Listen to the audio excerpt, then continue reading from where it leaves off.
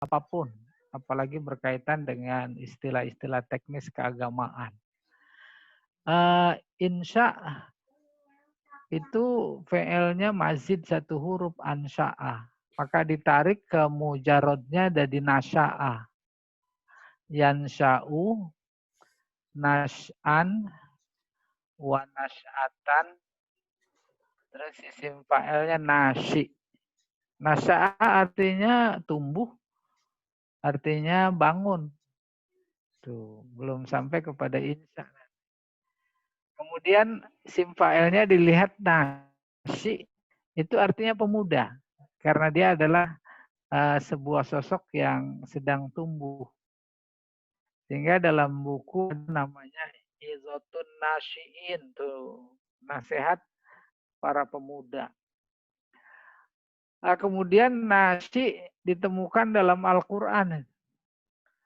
Inna nasyi'atal lail hiya asyaddu wat'an wa aqwamu qila. Ada kata nasi'ah kaji kita. Apa di situ? Gampangnya memang nasi itu orang yang bangun malam. Tapi dalam tafsir disebutkan bukan orang yang bangun malam. Ini masdar, bentuk fa'ilah. Ada masdar bentuk itu. Oleh karena itu ayat ini kalau diterjemahkan sesungguhnya bangun malam. Gitu. Iya, bangunnya itu. Yaitu sholat tahajud. Asyaddu wat'an. Asyaddu lebih dahsyat. Wat'an artinya pijakan. Lebih kokoh. Lebih kokoh. Itu harus dibayangkan. Antara sholat maghrib, zohor, asar, termasuk isya, dengan sholat tahajud, bangun malam, orang lagi pada tidur, itu kata Al-Quran asyaddu wat'an. Lebih kokoh. Harus dibayangkan. Kalau saya membayangkan lebih kokoh bermula begini. Sholat tahajud kan nggak disuruh. Mau lakukan boleh, nggak boleh. Kalau sholat 5 waktu kita lakukan, itu kan karena wajib. Coba kalau nggak diwajibkan. Pada sholat zuhur apa enggak? Enggak. Tetapi ketika seseorang bangun malam terus sholat padahal nggak diwajibkan, itu kan menambah kekuatan dalam hati bahwa Allah ngelihat nih, padahal kita nggak disuruh.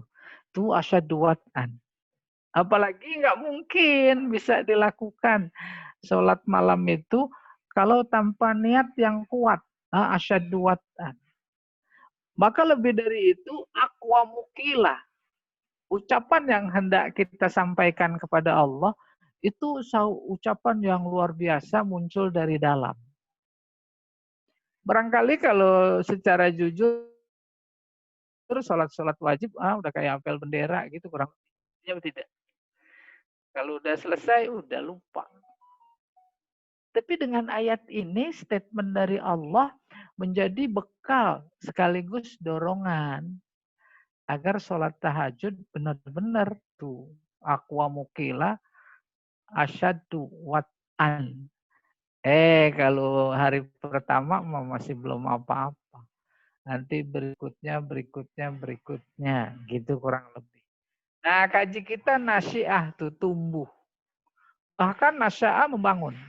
Bahkan kalau kita baca-baca autobiografi tokoh dalam buku-buku bahasa Arab, di mana dia besar, itu judulnya Nas'atuhu, tumbuhnya, besarnya.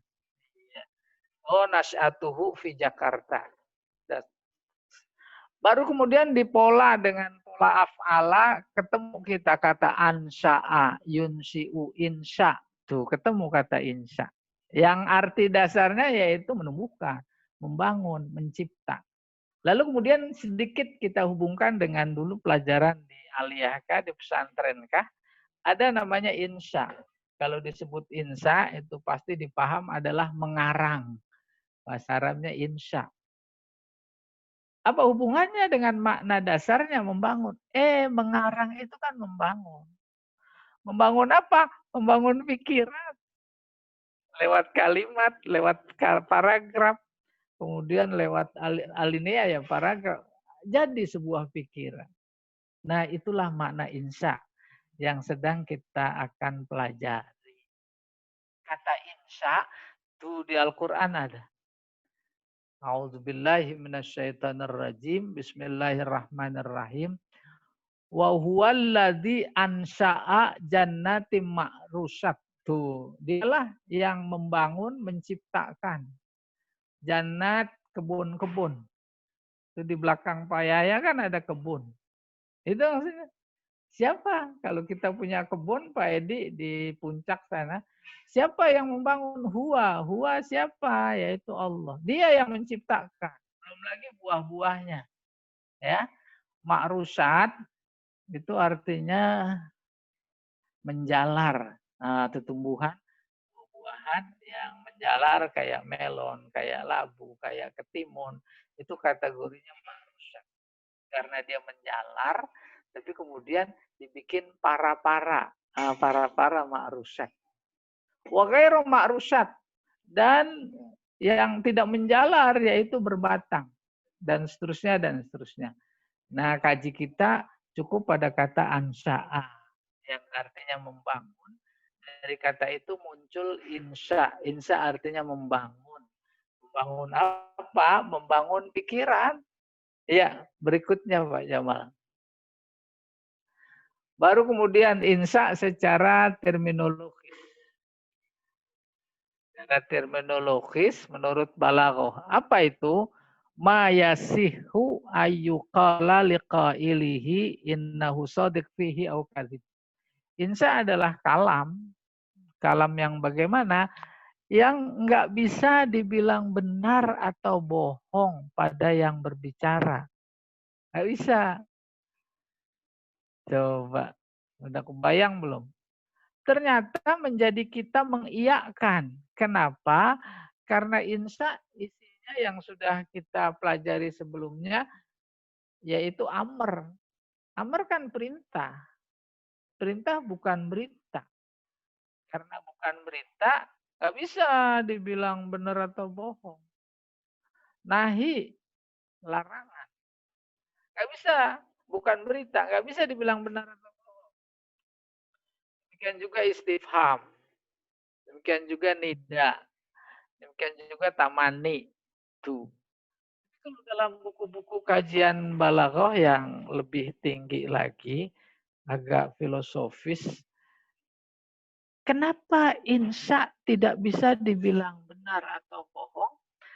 Karena dia, kalau bahasa Arabnya istilahnya, dia tidak punya nisbah khorijiyah, luar.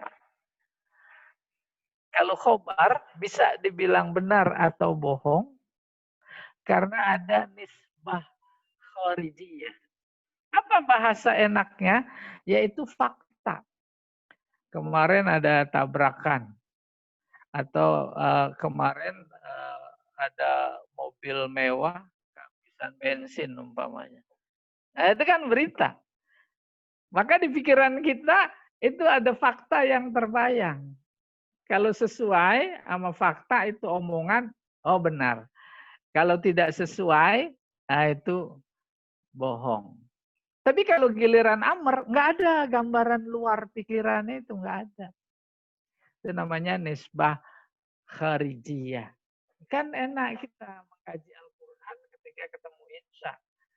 Apa amr, apa nahi, apa istifham, dan seterusnya. Nida dan tamani. Itu. Oke, berikutnya.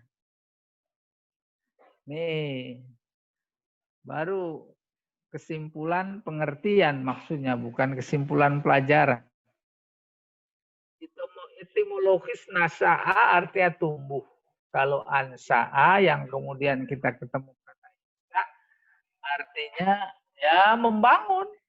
Membangun. Nah, baru berikutnya Pak Jamal. Benang merah antara etimologis dan terminologis insya. Secara bahasa, Insya artinya membangun. Gitu kan? Tetapi secara istilahi adalah kalam yang tidak bisa dikatakan benar atau bohong kepada penuturnya. Apa hubungannya insya? Nah ini gambaran. Tuh lihat insya. Insya artinya membangun.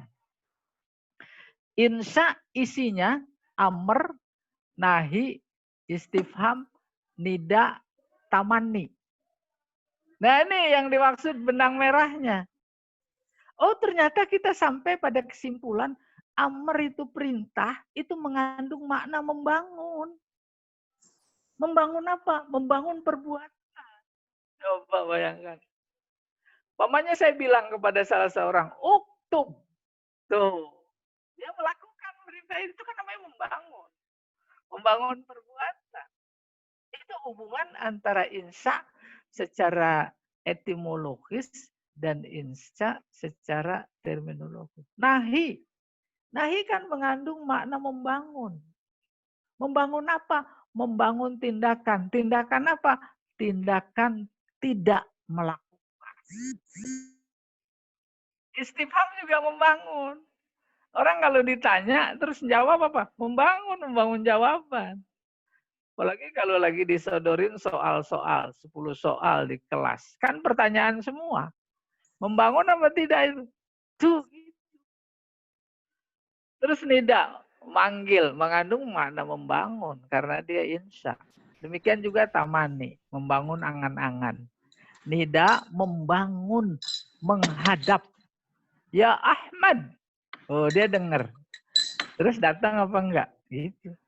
Oleh karena itu ketika memahami ya ayyuhalladzina amanu, ya ayuhan nasu, kan enak gitu. Dipahami, gitu kurang lebih. Nah demikian hubungan antara etimologis dan terminologis insya. Ini modal dasar untuk kita bisa memahami kajian insya berikutnya. Berikutnya Pak Jamal, tuh perhatikan. Ini pengulangan. Amr ya. Insya artinya membangun. Insya isinya amr. Amr sama dengan membangun. Membangun apa? Tindakan. Tindakan apa? Tindakan melakukan. Ya atau tidak? Apalagi di militer coba. Apalagi lagi apel. Siap! Kan perintah itu. Pada siap apa enggak? Tuh pada siap. Jalan. Jalan. Kayak begitu sejatinya seorang mukmin muslim ketika melihat dan mengkaji amr dalam Al-Quran. Karena kalau itu amr, pertanyaannya yang merintah siapa? Gitu. Nanti kita sampai pada hayya 'alas shalah tuh. Ada amr. Tapi kemudian diam aja, tidur aja apalagi. Masya Allah itu menjadi orang yang paham balaghah jadi nggak mau gitu. Waduh. Nahi sama membangun. Artinya mengandung arti membangun karena dia insya. Lewat statusnya sebagai insya gitu. Kemudian istifham membangun. Membangun apa? Membangun jawaban. Ada orang ditanya, diem aja. Tuh, marah apa enggak? Apalagi lagi ujian, ditanya kosong jawaban. Ini dia nggak membangun. Ya, membangun jawab. Tidak, panggilan membangun. Tamani juga membangun. Oke, lanjut Pak Jamal. Ini ciri-ciri insya. Udah berulang. Jadi kalau nanti di Al-Quran ada amr, udah pasti insya. Ada nahi, insya. Ada istifham, insya. Ada nida, ada tamani. Oh, udah mulai gampang ini belajar balaghah. Yang penting kenal ciri-cirinya. Tapi nanti dalam kajian lebih luas, masih dalam koridor insya, amr dirinci. Apa yang dimaksud amr di dalam balaghah? Kajian balaghah. Tidak semua amr itu perintah. Tidak semua perintah disebut amr gitu. Nahi itu larangan, Tapi dalam kajian balaghah nilai plusnya tidak semua larangan disebut nahi. Istifham nanya, tapi nggak semua nanya disebut istifham. Udah mulai kebayang insya Allah. Apalagi di Al-Quran ada istifham, itu kan kalam Allah. Masa Allah nanya? Nggak mungkin. Jadi kalau kata pendakwah Palang itu, yang mu'alaf Palang maksudnya nggak tahu Al-Quran, cerita tentang Al-Quran. Nida artinya panggilan. Kajian lebih lanjut, nggak semua panggilan itu disebut nida. Demikian juga tamani. Tamani itu angan-angan. Enggak semua angan-angan disebut tamani. Yang enggak itu namanya keluar dari makna sebenarnya. Istilah teknisnya balaghi. Ada amr balaghi. Ada nahi balaghi. Istifham balaghi. Nida, tamani juga balaghi. Gitu kurang lebih. Iya. Berikutnya Pak Jamal. Ini contoh. Contoh dari setiap ciri-ciri insya. Gampang, ikra. Tuh. Ikra apa artinya sih? Membaca. Al-Quran dalam konteks membaca itu menggunakan 3 kata yang harus dipahami perbedaannya. Ada qoro'ah, ikra. Ada rottala, rottilil Qur'ana. Ada tala, yatlu, utlu. Tuh gitu. Kalau ikra itu objek bacanya bisa huruf, bisa bukan huruf. Bisa kitab suci, bisa bukan kitab suci. Itu ikra. Baca. Kita lagi baca Quran, boleh ikra tuh. Tapi yang bukan huruf juga harus dibaca. Ada fenomena alam, itu disuruh kita baca.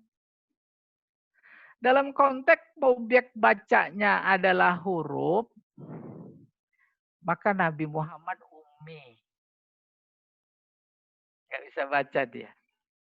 Tapi dalam konteks baca yang objeknya bukan huruf, dia bisa baca.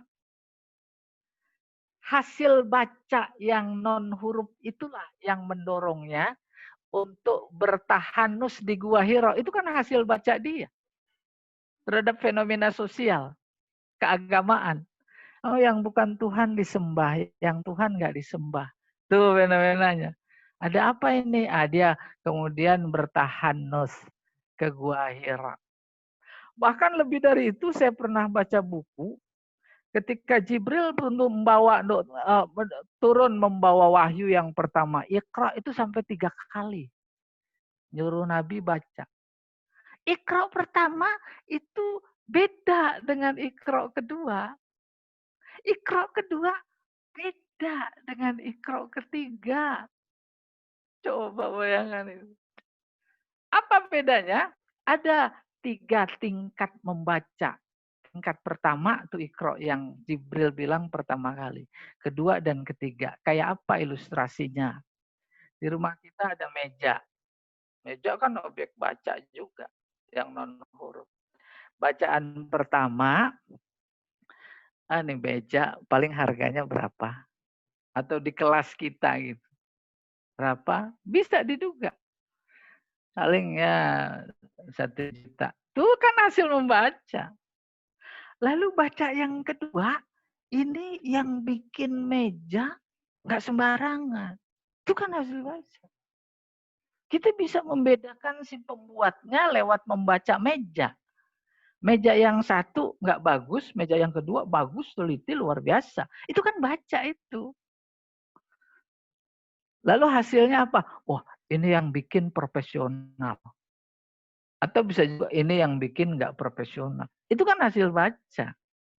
Baru baca yang ketiga, kalau meja itu di kelas, maka hasil bacanya, betapapun harganya murah, Apapun yang buat ini nggak profesional, tuh yang kedua umpamanya. Tapi berapa banyak lewat meja ini orang-orang jadi cerdas, orang-orang jadi bertakwa kepada Allah. Tuh itu baca Iqra. Iqra coba. Bahkan lebih dari itu, hubungan makna Iqra yang sesungguhnya harus teraplikasikan dalam perbuatan. Apa itu? Nih lihat, di antara rukun sholat setelah niat qiraatul Fatihah. Tuh, baca Fatihah. Qira'a itu mengandung arti kata harroka, menggerakkan. Oleh karena itu ketika sholat, betapapun sholatnya itu sir, maka itu bacaan harus ada gerak di bibir, bukan di dalam hati. Kan banyak tuh, kalau sir bacanya dalam hati. Lah dalam hati mah cuma niat. Jadi kalau baca walaupun sir, itu bibir bergerak. Bismillahirrahmanirrahim. Gitu. Apalagi dalam etika jadi imam, itu kita temukan walaupun sir, lalu bibirnya bergerak, ada bagian-bagian tertentu yang harus dikeraskan sedikit sehingga makmum dengar. Oh sampai ghairil maghdubi alaihim walad. Oh baru sampai iya kana budu. Nah itu makna yang dikandung oleh Quran. Objeknya pertama boleh huruf, boleh bukan huruf. Sehingga itu fenomena alam itu harus dibaca. Bacanya pakai ilmu, orang-orang yang berilmu aja yang tahu. Iya, sebab kuncinya ilmu adalah membaca. Oke. Kemudian yang kedua talayatlu. Itu membaca hanya huruf. Dan huruf dimaksud hanya kitab suci. Oleh karena itu dalam fenomena di masyarakat dunia Indonesia ada musabakoh. Musabakohnya musabakoh tilawah yang dipakai. Kitab suci. Ya dah? Dan cenderung bacanya indah. Sementara kalau qoro'ah itu membaca ma'al fahmi bersama paham. Seiring dengan musabakoh tilawatil Quran, ada kata tilawah, maka belakangan ini ada juga ikut serta musabakoh qiraatul kutub. Qiraah. Karena bersama paham. Bukan tilawatul kutub. Ya tak? Baru kemudian ada rotilil Quran tartila. Katanya ini bukan kata saya, kata ahli bahasa. Kemudian dalam kiroat ada bacaan murotal. Bacaan kiroat murotal, itu umpamanya seorang imam, itu murotal. Kalau bacaan indah, kori itu di pedium, lagi musabakoh. Kalau bacaan kiroah, kitab suci, itu penceramah kalau ngeluarin ayat, nggak pakai tajwid, nggak apa-apa. Apa sebab? Sebab stressingnya adalah paham. Sedikit. Kembali ke pokok persoalan, ikra itu amr. Dan yang di garis bawah, itu udah segitu kalam. Bismi rabbikal ladzi khalaq itu kan keterangan. Jadi nganalisisnya gitu. Terus yang kedua ikra. Tuh sama. Ini mewakili contoh amr. Nomor dua, ya ayyuhal mudatsir. Nah, itu kalam. Khobar apa insya? Insya. Apa cirinya? Nida. Ya. Tuh. Kemudian ada kum. Satu kalam. Fa'anzir. Anzir. Amr. Tuh. Yang berselimut. Habis ikro. Habis terima. Kemudian masih mundar mandir dia ke Gua Hiro. Habis bekal pulang di jalanan, ada yang manggil dari atas. Dia nengok, malaikat yang bawa ikro. Menggigil. Pulang sama Khadijah minta diselimutin. Itu malaikat yang di atas ikut ke kamar. Lalu bawa wahyunya. Ya ayyuhal mudassir, yang pada berselimut. Tuh. Maka kajian balaghahnya ini di samping berselimut dalam artian hakiki kan ada berselimut makna lain. Qom, hadir beri peringatan. Kata para pakar Al-Quran, Iqra adalah SK kenabian. Sementara Al-Mudassir ini SK Rasul. Suruh sampaikan tuh Pak Anzir. Warabbaka fakabir. Tuh, kabir itu kalam. Insya. Wasiyabaka tohir. Tuh. Siap. Bukan baju sebenarnya. Saja. Tohir. Bukan dalam artian physically bersihin. Mandi yang bersih kayak sabun. Bukan itu. Ya. Warujza. Kotoran. Yaitu kemusyrikan. Fahjur. Tinggalkan. Nah ini dia. Contoh nahinya. La tamnun tas taksir. Tamnun artinya memberi. Jangan engkau memberi. Ini tas taksir jadi hal. Dalam keadaan berharap balasan yang banyak. Terus ada fasbir. Jadi surat Al-Mudassir sampai ayat ke-7 kita jumpai ada sekian kalam. Kalam insya semua itu. Yang cirinya sudah kita kenal. Kemudian contoh ketiga. Fakharaja ala qaumihi fi zinatihi. Ini cerita tentang Qarun. Keluar dia. Ala qaumihi di jalanan. Fi zinati. Membawa semua kekayaannya.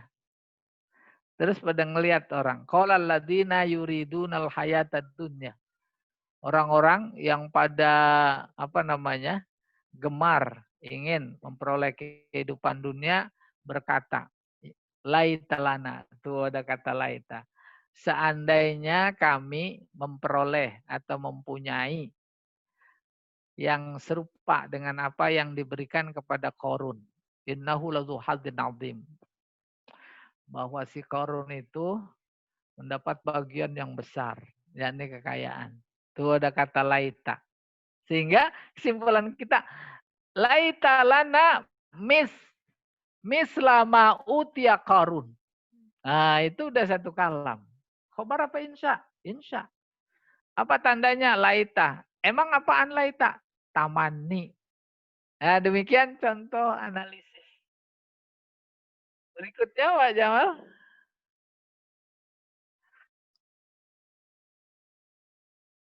Agak ketutup Pak Jamal ya. Coba diposisikan.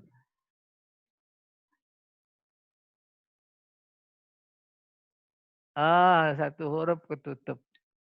Nggak apa-apa. Kita teruskan. Ini contoh lanjutan. Qila dkhulil jannah. Masuklah ke dalam surga.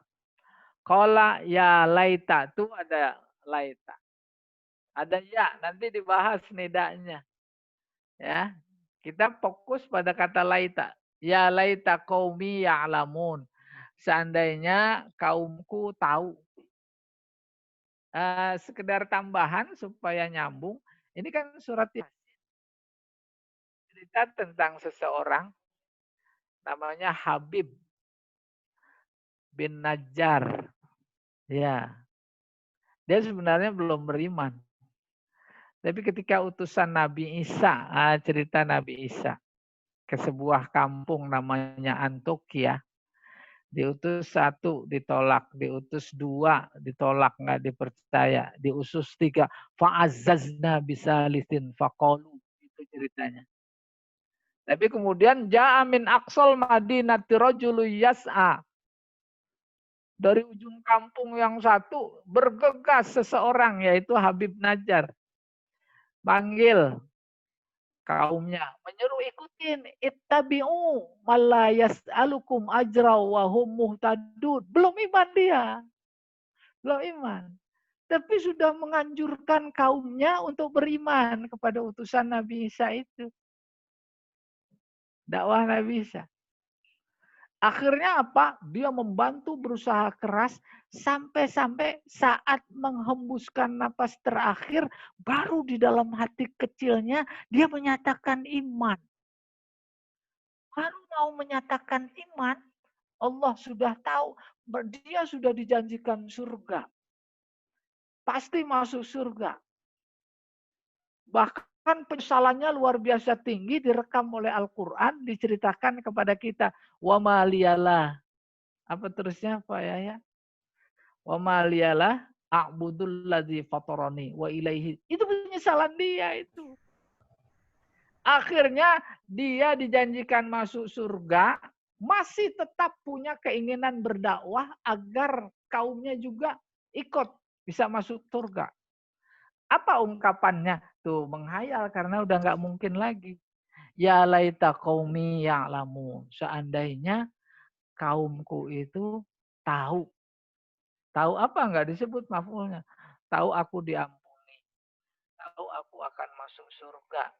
Pasti dia ikut. Gitu kurang lebih. Intinya ada laita ditemukan. Nomor 5. Hatta idza ja'ana qala ya laita baini wa bainaka bu'dal masyriqaini. Bu'dal masyriqaini fabi'sal qarin. Nih, sedikit dalam rangka memahami laita. Waktu di dunia si A sama si B. Si A pasien. Si B dukun. Udah sedarah, sedaging. Ini contoh sederhana, kecil. Gitu. Kemudian udah di akhirat. Pas di akhirat satu sama lain saling bantah. Salah kamu.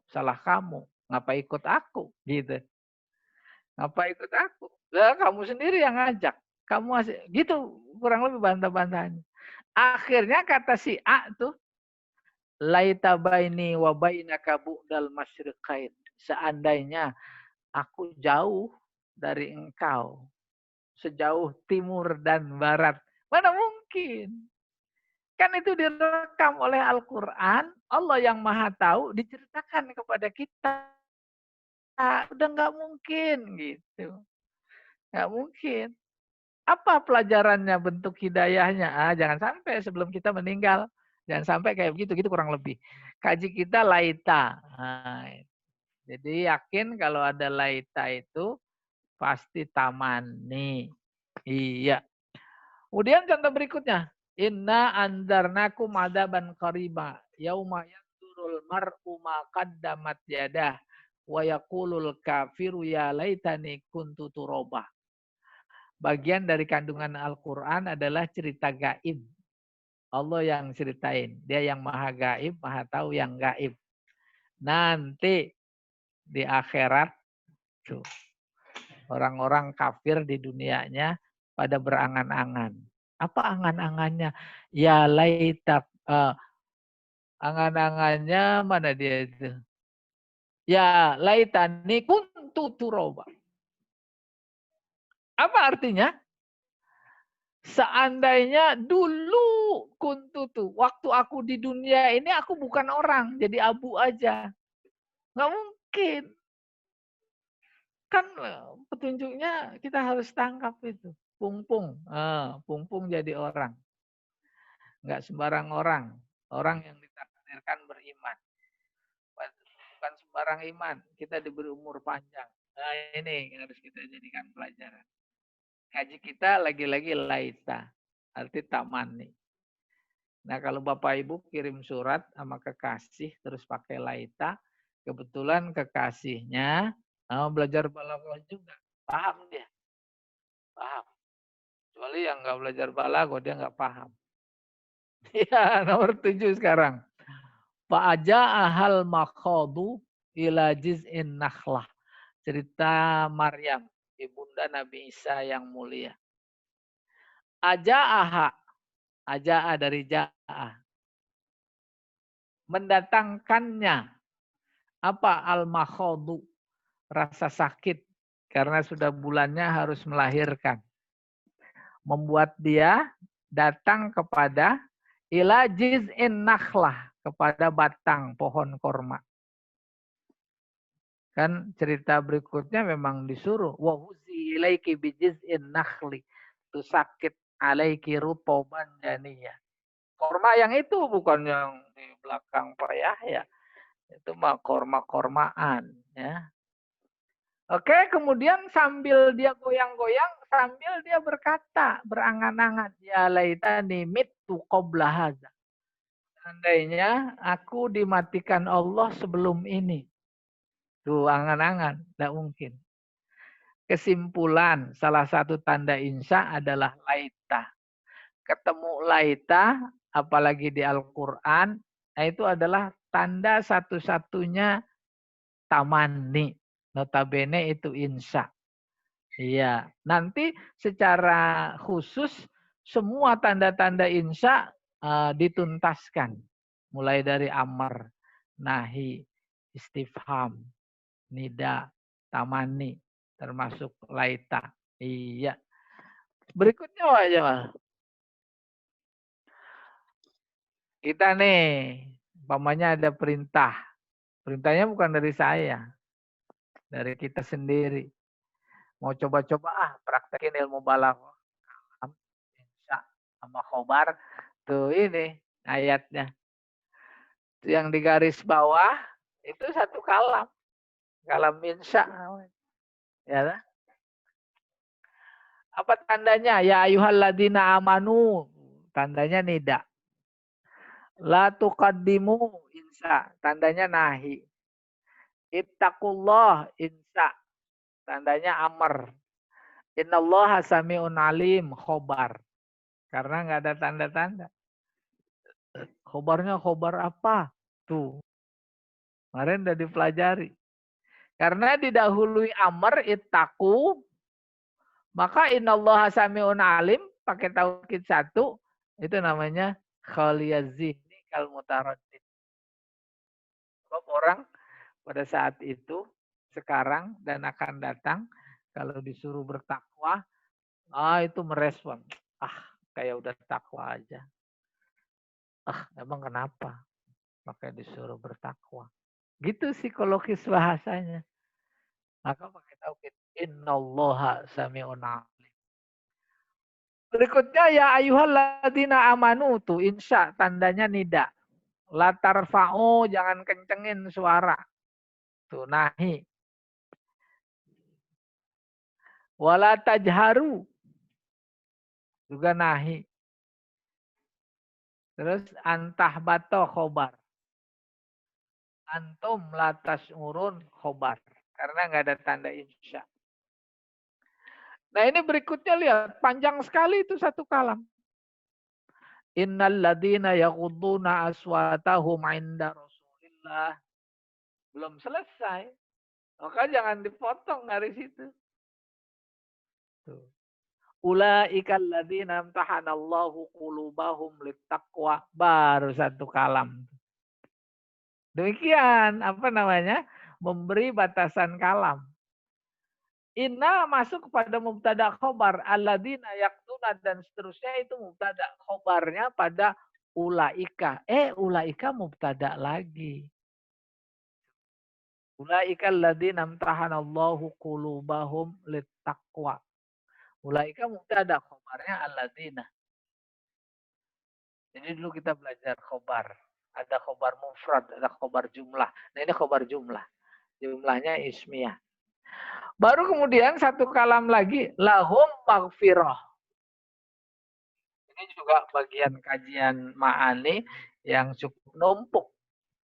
Yang pertama khobar apa insya. Maka dia kategorinya khobar. Lahum maghfirah. Nggak ada tanda-tanda insya. Kajian berikutnya kategorinya kosor. Karena mendahulukan khobar yaitu lahum. Maghfirahnya mubtada dibelakangkan. Berikutnya, innal ladzina yunadunaka mi wara'il hujurati. Ini panjang lagi tuh. Itu baru mubtada. Aksaruhum itu mubtada yang kedua. La ya'lam baru khobar. Jadi ada berapa kalam? Satu. Tuh. Oleh karena itu lagi-lagi saya ulangi, kalau fi'il atau fi'liyah cari fa'il selesai. Kalau ismiyah mubtada tunggu dulu cari khobarnya mana. Kalau belum ketemu khobar belum kalam. Iya, nih analisis 2 ya. Tuh, alam taro. Kalam itu khobar apa insya? Insya. Karena ada istifham. 2. Kaifa fa'ala rabbuka. Insya. Tandanya istifham. Alam yaj'al. Tuh, istifham. Berarti insya. Baru arsala.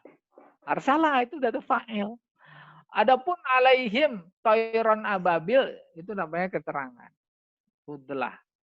Ya, nggak dianalisis. Baru faja'ala. Faja'ala saja. Kan filenya Allah. Ya. Arsala dia kirim kepada mereka tentara bergajah. Toiron. Burung. Maksudnya malaikat berupa burung. Ya, ababil. Nah itu Allah yang kasih nama. Ababil. Ngapain dia? Tarmi. Itu. Karena yang banyak itu mu'annas. Tarmi melempar. Melempar tentara. Pakai apa? Bihijarah. Tuh. Binya dulu sama bismillah. Lil isti'anah. Lil ilsok. Lagi ngelempar, tuh batu nempel di paruh si burung. Min sijil. Dari sijil. Ada bilang tuh batu dari neraka sijil. Ada bilang dari sijil sajalah. Mencatat. Di setiap batu sudah ada nama. Si A, si B, si C. Lebih dalam lagi itu kecil. Sebesar kacang hijau. Padat. Dan di dalamnya ada kuman. Kuman udah ratusan tahun itu hidup. Dan secara ilmiah memang dibenarkan. Diiyakan. Ya, ada kehidupan di tanah yang kering. Tandus. Pas kena air muncul dia. Manusia 85% isinya air. Masuk lewat pala, akhirnya itulah dia ka'asfim ma'kul. Seperti daun yang dimakan ulat. Wallahu a'lam bishawab. Nah, alhamdulillahirabbil alamin. Sementara ini sebenarnya tadi agak panjang karena memang sengaja disingkat. Panjangnya yaitu muqaddimah. Kita merimen kembali pelajaran yang sebelumnya. Oleh karena itu, seperti tadi saya katakan, kita sampai sini dulu. Sisa waktu yang ada, kita berdialog, bertanya, berjawab, membagi, dan memberi. Demikian Pak Jamal, dipersilahkan. Baik, terima kasih Ustadz atas pemaparannya untuk materi kali ini. Kini tiba waktunya untuk tanya dan jawab seputar tentang pelajaran hari ini dan pelajaran minggu lalu yang terputus itu Ustadz dari Kamis. Barangkali Bapak dan Ibu ada pertanyaan, monggo di. Saya mau tanya Ustadz Jamal. Silakan Bu, silakan. Ya, silakan. Ini suami saya. Silakan. Ya. Silakan Bu. Bu siapa nih? Bu Wahyu. Oh, Bu Wahyu. Assalamualaikum Pak Ustadz. Wahyu apa Pak Inyi? Ah iya, silakan. Terima kasih Pak Ustadz atas waktunya teman-teman Bapak-bapak, Ibu semuanya. Pak Ustadz, ya.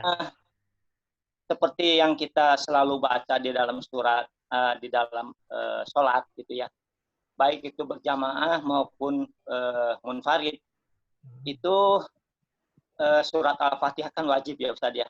Iya. Dibaca gitu. Nah pertanyaan saya sehubungan dengan pelajaran kita insya ini, itu kan ada ayat ihdina sirotol mustaqim, Ustadz ya?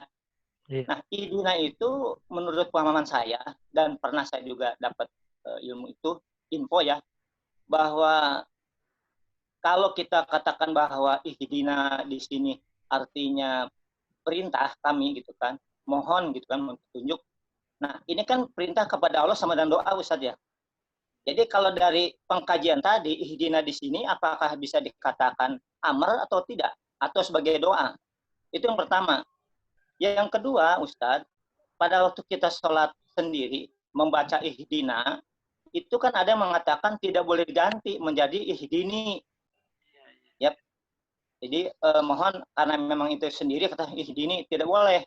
Nah, mungkin dari pengkajian ilmu ma'ani atau balaghah, itu tidaknya boleh diganti menjadi ihdini, itu seperti apa, Ustadz? Karena sepertinya ihdina di sini itu juga berfungsi sebagai ihdini kalau dia pada waktu kita sholat sendiri. Mohon penjelasan, Ustadz. Terima kasih. Assalamualaikum warahmatullahi wabarakatuh. Waalaikumsalam warahmatullahi wabarakatuh. Ya, silakan Ustadz langsung dijawab. Ya, ihdi fi'il amr. Nanti di bab amr, emang itu dia di antara objek kajian. Amr itu secara definitif harus dari yang lebih tinggi kepada yang lebih rendah.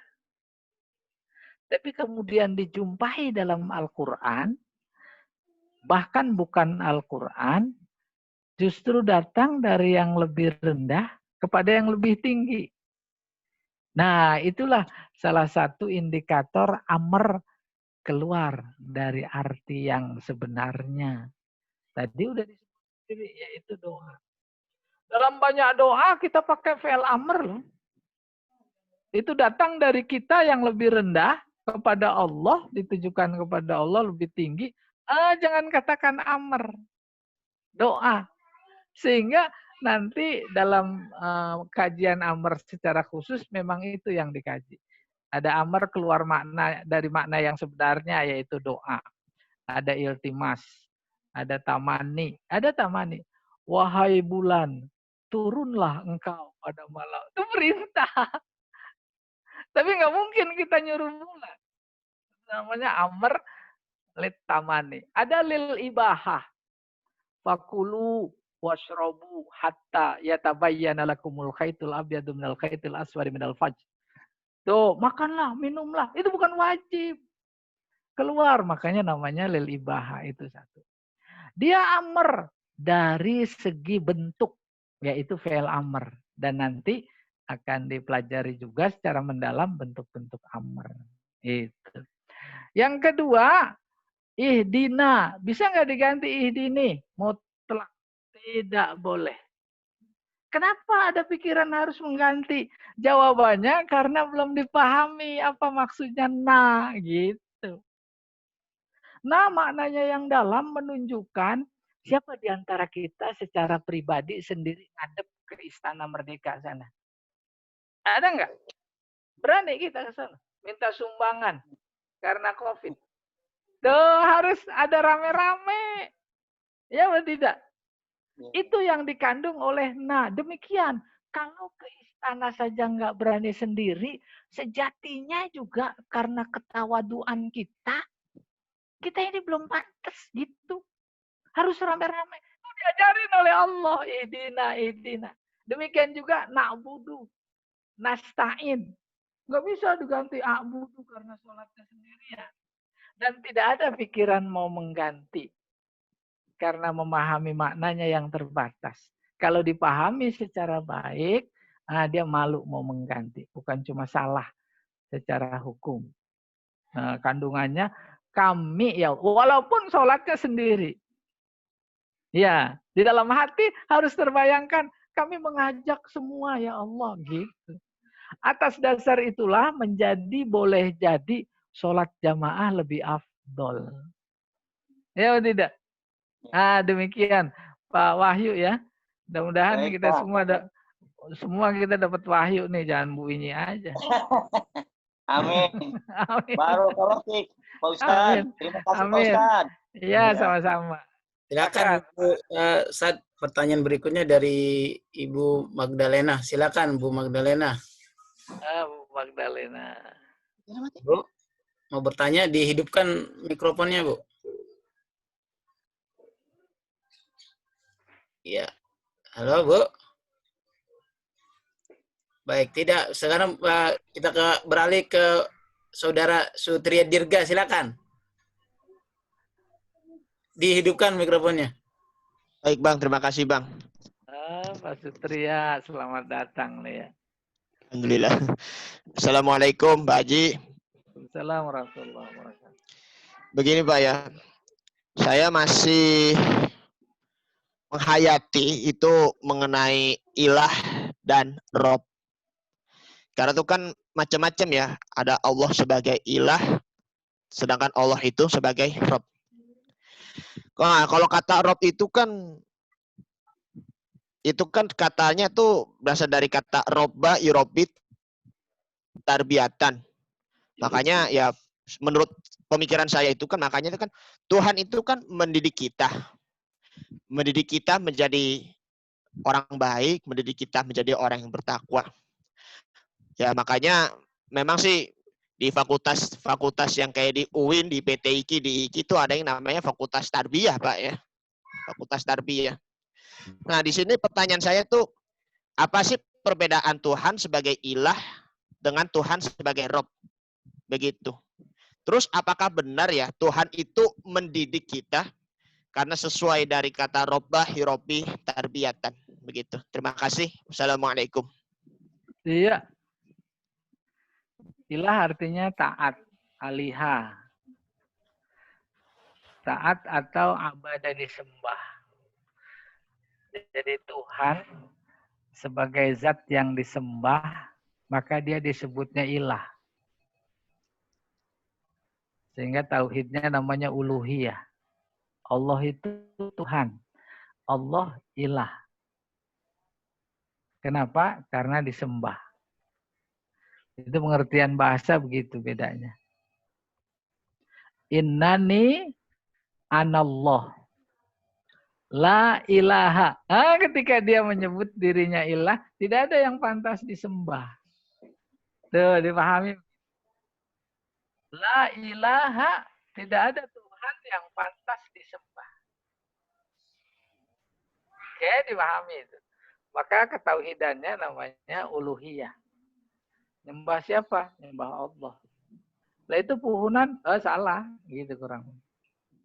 Kalau Rabb, maknanya bukan mendidik saja. Walaupun satu sama lain nanti ada kaitan yang erat.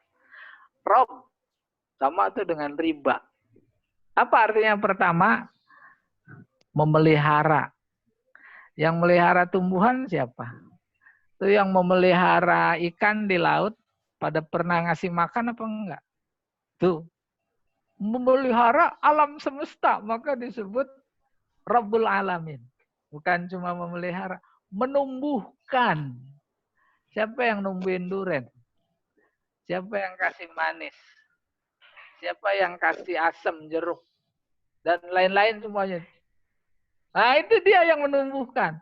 Mulai dari benih sampai berbatang, bernaun, berdaun. Nah, itu.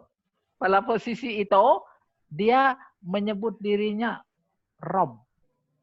Memelihara. Bayi lahir. Terus gede. Siapa yang gedein?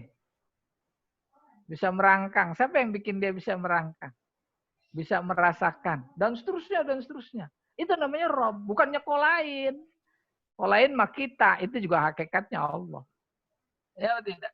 Maka pada posisi itu, dia menyebut dirinya Rob. Dan nggak ada Rob kecuali Allah. Oleh karena itu harus kita tauhidkan. Namanya tauhid rububiyah. Siapa yang numbuhin uban? Ayo dah. Oh, apa COVID numbuhin uban? Oh gitu kurang lebih. Nah itu Rob semua. Jadi artinya tumbuh memelihara. Pada saat yang sama mendidik. Anak ayam yang usia seminggu diajak cari makan sama induknya ke kebun. Lalu di atas ada burung elang melayang. Pertanyaan, pada ngumpet nggak tuh anak ayam? Umpet. Nah, siapa yang ngajarin? Oh gitu. Induknya. Induknya? Induknya Iya. siapa yang ngajarin? Allah. Induknya nggak pernah ngajarin anak. Karena dia sendiri nggak berakal. Itu dia. Nama Rob di situ muncul. Pamannya mentimun, biji ketimun itu. Dimasukin ke dalam tanah, ditanam. Terus tumbuh jadi tunas. Terus berbatang. Terus berdaun. Terus berbuah. Berbiji lagi. Pertanyaannya, itu yang didik. Yang numbuhin. Yang mengembangkan. Tuh gitu. Jawabnya nggak ada lain kecuali Allah. Nah, dalam konteks itu, Allah menyebut dirinya Rabb. Tidak ada yang menumbuhkan kecuali dia. Maka tauhidnya namanya rububiyah. Dan yang digituin oleh Allah bukan tumbuhan, bukan anak ayam saja. Semua ciptaannya. Karena itu dalam Al-Fatihah disebut Alhamdulillahi Rabbil Alamin. Alam malaikat, alam jin, alam manusia, alam binatang, alam tetumbuhan, bahkan bebatuan. Jangan dikira mati, itu hidup, ditumbuhkan oleh Allah. Ada yang cuma jadi batu kali, jadi pondasi. Ada yang jadi batu akik. Jangan dikira jadi sendiri. Nah, dalam konteks itu namanya Rabb. Demikian perbedaan antara ilah sama Rabb. Wallahu a'lam bishawab. Makasih Pak Haji. Jazakallah, Pak. Sama-sama. Baik, sekarang silakan Saya. Pak Eka Hardiana dulu, Pak. Oh, Pak Eka. Oke. Beliau sudah tunjuk tangan dari tadi. Gitu. Assalamualaikum. Oke. Salam. Eka Bogor, Set. Oh, Ya, iya. siap. Semoga saya sehat selalu, Set. Amin. Jadi saat tadi, saya mungkin sedikit ke Khobar, Set, karena kan tadi Ustaz Jamal memberi kesempatan untuk, kalau insya sebenarnya yang ingin saya tanya ini nanti, insya Ghairi Tolabi nanti, Set, ya. Tapi saya ingin Khobar, Set. Dalam satu hadis, ya, riwayat Imam Ahmad dan Muslim dan sebagainya lainnya, ini tentang hadits qudsi, Set, tentang jawaban Allah dalam surat Al-Fatihah. Allah Ta'ala, qasamtu salata baini wa baina abdi nisfaini wa li abdi ma sa'ala. Fa idza qala al-abdu alhamdulillahi alamin, Allah Ta'ala hamidani abdi. Terus sampai dijawab sampai wala dolin, Set. Ini khobar, Set, ya. Alhamdulillah itu kan khobar. Karena nggak ada, dan khobarnya juga nggak ada ciri-ciri taukid. Nah, ini Allah menjawab dengan hambaku telah memujiku. Ar-Rahman Rahim, bahkan beliau di sini dikasih asna alayya abdi. Nah, ini konteks tadi yang saya tanyakan, Ustaz, ini biar kita pencerahan ini. Nah, ini kan Allah menjawab secara langsung gitu. Ini kan khobar, Ustaz, ya. Bukan permintaan, kan, bukan insya, ya. Sini seperti itu. Nah, ini mungkin korelasi maksud kedalaman ayat atau diskusi ini bagaimana, Ustaz? Allah a'lam. Itu pertanyaan. Oke. Di antara makna sholat itu silah. Jadi sholat artinya 3. Yang pertama doa. Itu udah populer. Yang kedua silah. Silah artinya komunikasi, silaturahim. Maka dari sudut pandang ini, kita memang menjadi terdorong. Harus menggambarkan, memaknai kita sedang sholat, kita sedang komunikasi dengan Allah. Ya dah? Tuh, hadis tadi memperkuat. Di mana silaturahim ada dialog, di sholat itu dialog. Faktanya hadis qudsi itu. Kalau si orang sholat baca Bismillahirrahmanirrahim, Allah jawab. Kan harus menjadi bagian dari darah daging. Kita berada di depan Allah. Emang lagi ngomong sama dia. Itu buktinya dia sendiri yang bilang, aku menjawab. Bada'a abdi bismi walahu masa'al. Hambaku memulai pekerjaannya dengan menyebut namaku. Beda? Kan enak sekali. Terus alhamdulillahirabbil alamin hamidani abdi walahu masa'al. Hambaku memujiku. Senang itu luar biasa Allah. Karena senang mungkin tidak menutup kemungkinan kita tersenyum dalam kesendirian. Karena berada di dalam dekapannya. Gitu kurang lebih. Itu yang dapat dan harus kita tangkap dari ilustrasi hadis qudsi tadi. Qasamtus shalah baini wa bainai abdi nisfain. Gitu kurang lebih. Iya. Nah, kemudian ada khobar bermakna insya. Nanti kita belum sampai. Alhamdulillahirabbil alamin itu khobar. Tapi maknanya kan insya. Kalau mau muji, mujilah Tuhan kamu. Dan di dalam insya yang ada di balik khobar itu, itulah dia hidayahnya Al-Quran. Hidayah yaitu memberi petunjuk. Udah, kalau ada apa-apa kita puji Allah. Jangan puji siapa-siapa. Umpamanya sayur di rumah nih, sayur enak. Puji siapa? Pak Eka. Hah? Iya, dalam kerangka memuji Allah. Terus ada lagi tadi pertanyaannya. Enggak, Sat, itu nanti aja, Sat. Nanti belum sampai. Oh iya, belum sampai nanti. Khobar gimana insya. Oh, ngerti. Iya. Silakan Pak Jamal. Iya.